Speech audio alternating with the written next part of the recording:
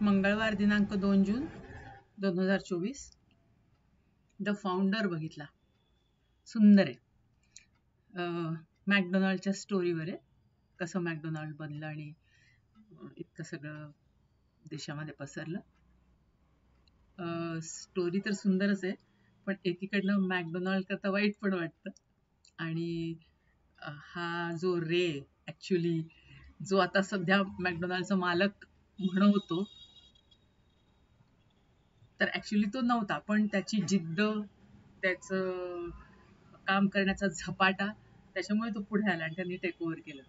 McDonald हे जे व्यक्ती, दोघं भाऊ होते, ते थोडक्यातच समाधानी होते, क्वालिटीच्या मागे होते, पण तरी त्यांच्याकरता वाईट वाटतं. तर थोडक्यात मॅकडोनाल्ड नावाचे दोघं भाऊ, त्यांना गरिबीतनं आलेले असतात, खायला प्यायला नसतं. त्यांनी काहीतरी सुरू करायचं म्हणून तेव्हा फिल्मचा वगैरे क्रेज होता 1954 वगैरे मध्ये, त्याच्याही आधीच 1929 ऍक्च्युली. तर पण ते काही चालत नाही, वर्कआउट होत नाही. मग ते बघतात रेस्टॉरंट्स खूप चालतात, लोक खातात पितात, म्हणून मग त्यांनी त्यांचं पहिलं छोटंसं रेस्टॉरंट सुरू केलं. पण मग त्यांना जाणवलं की नाही, खूप व्हेरायटी दिली तर म्हणजे खर्च वाढतो, प्लेट्स अमुक धमुक, म्हणजे त्यांना सगळ्याच गोष्टी लक्षात आल्या की खूप व्हेरायटी गेली की आपल्याला खूप जास्त गोष्टी पण ठेवाव्या लागतात. मग रेस्टॉरंटमध्ये लोकांना बसायला, प्लेट्स, खाणं पिणं धुणं सगळं. तर मग असं करत करत त्यांच्या डोक्यात एक एक आयडिया येत जाते की व्हाय नॉट द रेस्टॉरंट सेल्फ, स्वतः लोकांनी यावं, स्वतः घ्यावं, खावं, नो प्लेट्स नथिंग. आणि त्या कॉन्सेप्ट मधून मॅकडोनाल्ड उभं राहिलं आणि त्यांनी ते खूप सुंदर पद्धतीने चालवत होतं. किती ते लक्ष देत होते क्वालिटीकडे, याच्याकडे वगैरे. आणि मग त्यांनी हेच ठरवलं की जे फक्त जास्त आयटम ठेवायचे नाही, 4-5च की जे फटाफट होऊ शकतात. तर त्यांचं ब्रीद वाक्य हेच होतं की आम्ही लेस, म्हणजे रेस्टॉरंट आमचं फास्ट रेस्टॉरंट, म्हणजे एकदम. तर अशामध्ये हा रे नावाचा जो एक माणूस आहे, तर त्याची पण खूप धडपड चाललेली असते. तोही मिल्कशेक्स बनवायला शेकर्स बनवत असतो, मिक्सर्स बनवत असतो आणि ते विकत असतो. तर असं प्रत्येक जण, तर त्याला काही रिस्पॉन्स फारसा मिळत नसतो, खूप त्याला दर भटकावं लागत असतं. तर असंच तो जात असताना, हे करत असताना त्याच्या ऑफिसमधनं फोन येतो की मॅकडोनाल्ड नावाच्या अशा ठिकाणून एकदम 8 मिक्सर्सची ऑर्डर आली. म्हणून मग तो जातो तिथे बघायला की नक्की काय प्रकारे. पण मग तो पाहतो आणि थक्क होतो आणि तो त्या नावाच्याच प्रेमात पडतो मॅकडोनाल्डच्या. आणि त्यांची स्टोरी जाणून घ्यायची म्हणून तो सगळी स्टोरी जाणून घेतो, त्यांच्याकडनं ऐकतो की कसं त्यांनी सुरू केलं वगैरे. आणि मग नंतर त्यांना म्हणतो की नुसतं तुम्ही एकापर्यंत का हे राहता, तुम्हाला असं वाटत नाही का अजून वाढवावं, फ्रँचायझी द्या. असं करत करत तो म्हणे कोण करणार, मग ते क्वालिटी आम्ही मध्ये करून पाहिलं होतं, पण लोक क्वालिटी मेंटेन करत नाही, असं नाही तसं. पण ठीक आहे, आपण कॉन्ट्रॅक्ट साईन करू. आणि मग त्याच्यावर ते कॉन्ट्रॅक्ट करतात. तर हा सुरुवातीला म्हणजे शेवटपर्यंत तसं प्रामाणिकच असतो. तर प्रामाणिकपणे सुरू करतो, पण आता सुरुवातीला स्वतः सुरू करायच्या काही गोष्टी, तर पैसा पण पाहिजे. मग तो आपलं घर स्वतः गिरवी ठेवतो बँकेकडे आणि सुरू करतो. तर तो बघतो, तो खूप मेहनत घेत असतो आणि खूप आउटलेट्स तर भरपूर ओपन करतो आणि पर्सनली सगळीकडे जाऊन जाऊन हे करत असतो, पण प्रॉफिट म्हणावा तेवढा होतच नसतो. म्हणजे त्याला लोन जे चुकवायचं घराचं, तर ते शक्यच होत नसतं. मग अशातच त्याच्या, आणि त्यांनी सांगितलं असतं बँकेला की जे काही करायचं ते तुम्ही मला फोन करा ऑफिसमध्ये, घरी नाही. आणि मग घरी तो फोन करतो नेमका, कारण त्यांनी मध्ये 3 हफ्तेच भरलेत असतात. तर तो घरी फोन, आणि फोन उचलत नसतो ऑफिसमध्ये, त्याच्यामुळे ते घरी फोन करतात. मग त्याच्या बायकोला कळते, मग त्यांचे वाद होतात. आणि मीन व्हाईल हा जेव्हा फ्रँचायझीज ओपन करत असतो, तर एका हॉटेलवाला इंटरेस्ट दाखवतो आणि त्याची बायको खूप इंटरेस्ट घेते आणि याला पण ती खूप आवडते. दोघांचे जरा विचार वगैरे मिळतात हे ते. तर हा जेव्हा मग बँकेत खडसायला गेला असतो की तुम्हाला मी जरी म्हटलं होतं की घरी फोन नाही करायचा तर तुम्ही काय केला. आणि त्यांचं जेव्हा बोलणं चालू असतं तर एक माणूस ऐकत असतो. मग तो त्याला सांगतो की तुम्ही नुसतंच त्यांच्याबरोबर डील करू नका.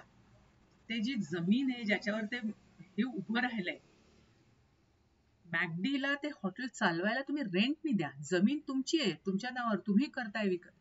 तर असं करत करत मग तो प्रॉपर्टी ओनर होतो.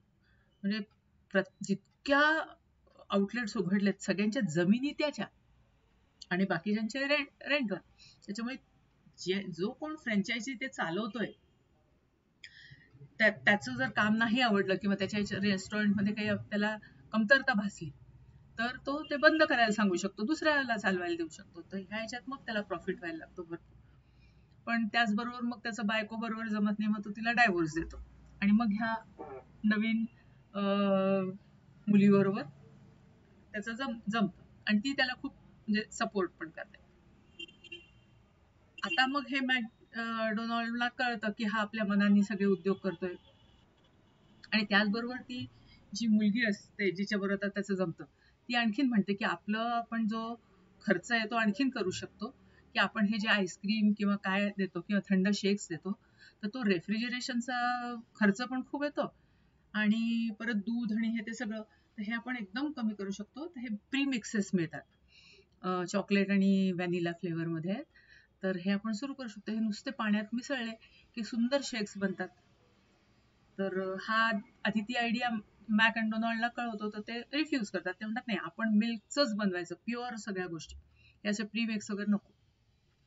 पण मग जसंच याचं लँड डिलिंगचा व्यवसाय चांगला चालतो, जर याचं डेबिट कमी होतो मग तो त्यांना ओव्हर पॉवर करतो. तो म्हणतो हा आपलं कॉन्ट्रॅक्ट कॅन्सल, म्हणजे कॉन्ट्रॅक्ट तोडाय करतच असतो. तर आम्ही तुला कोर्टात खेचू. तर म्हणे खेचा, मी त्या बदल्यात तुम्हाला इतके पैसे देतोय हे तुमच्या 7 पिढीने पाहिले नसते, तुम्हाला काय प्रॉब्लेम आहे, तुम्ही करा ना माझ्या नावावर कंपनी, मला जसं पाहिजे तसं करू द्या.